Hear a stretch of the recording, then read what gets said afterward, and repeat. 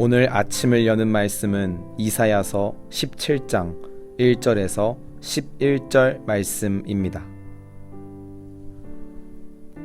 다메섹에 관한 경고라. 보라, 다메섹이 장차 성읍을 이루지 못하고 무너진 무더기가 될 것이라.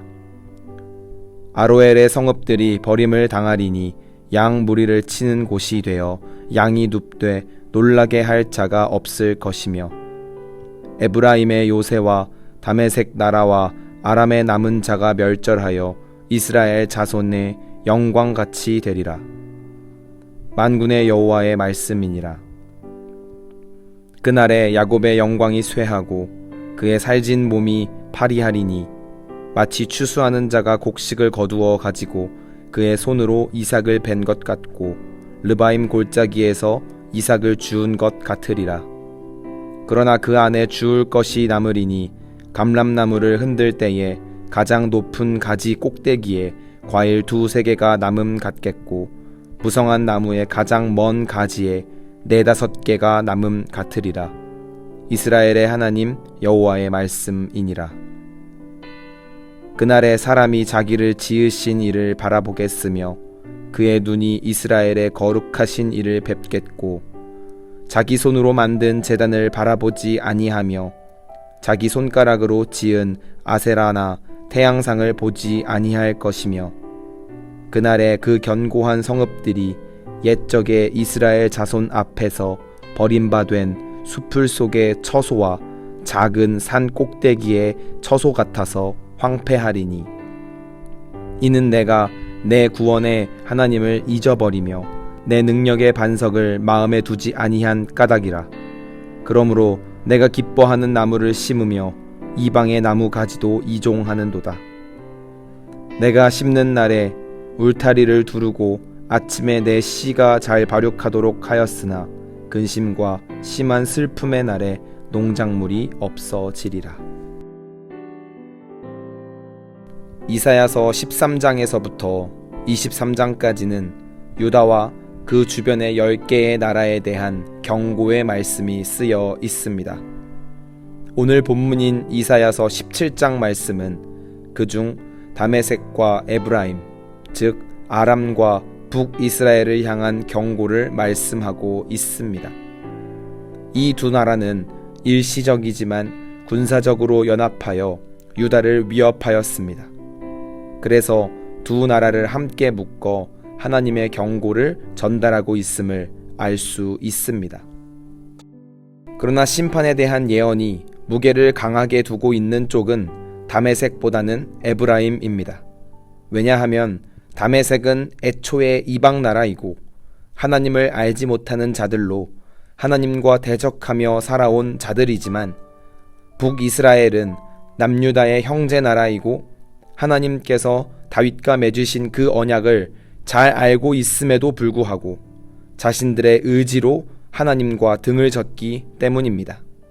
그 결과 5절 말씀에 마치 추수하는 자가 곡식을 거두어 가지고 그의 손으로 이삭을 벤 것 같고 르바임 골짜기에서 이삭을 주운 것 같으리라 라고 말씀하며 다메섹과 에브라임의 멸절이 예언되어 있습니다. 그러나 하나님은 남은 자들을 통한 희망의 메시지를 말씀하십니다. 6절 말씀에 그러나 그 안에 주울 것이 남으리니, 감람나무를 흔들 때에 가장 높은 가지 꼭대기에 과일 2-3개가 남음 같겠고, 무성한 나무의 가장 먼 가지에 4-5개가 남음 같으리라. 이스라엘의 하나님 여호와의 말씀이니라 라고 말씀합니다. 미미하고 초라하지만 남은 자들을 통해 하나님의 약속이 이어지며 그들을 통해 다시 하나님의 나라가 세워질 것임을 약속하고 있는 것입니다. 결국 자신들이 의지하고 기대왔던 모든 것들이 하나님의 손에 의해 헛된 것임이 드러나는 그날에 사람은 자기를 지으신 이를 바라보게 되며 그들의 눈이 이스라엘의 거룩하신 이를 보고 자기 손으로 만든 우상들의 제단을 보지 않고 자신들의 성읍이 황폐하게 됨을 경고하고 있습니다. 그리고 이 모든 예언이 하나님의 주권 아래 하나씩 이루어져 가는 것을 볼 수 있습니다. 이를 통해 군사력이나 정치력, 경제력과 같은 세상의 것들이 아무리 강해 보이고 영원할 것처럼 보여도 구원의 하나님 앞에서는 한낱 먼지에 불과하다는 사실을 깨달아야 합니다. 하나님으로부터 벗어날 수 있는 것은 아무것도 없으며 그것은 유다나 북이스라엘 뿐만 아니라 아람과 그 외의 수많은 나라들까지도 마찬가지입니다. 하나님의 주권은 이 땅의 모든 사람과 나라, 그 깊은 곳까지 미친다는 사실을 기억해야 하겠습니다. 오늘 말씀을 통해 중요한 사실을 깨달아야 하겠습니다. 첫째로, 하나님의 심판이 있음을 잊지 않는 성도가 되어야 하겠습니다. 북이스라엘은 구원의 하나님을 잊고 하나님의 말씀을 의지하지 않았습니다. 하나님의 말씀 안에 녹아있는 가장 중요한 내용 중 하나는 하나님의 심판입니다.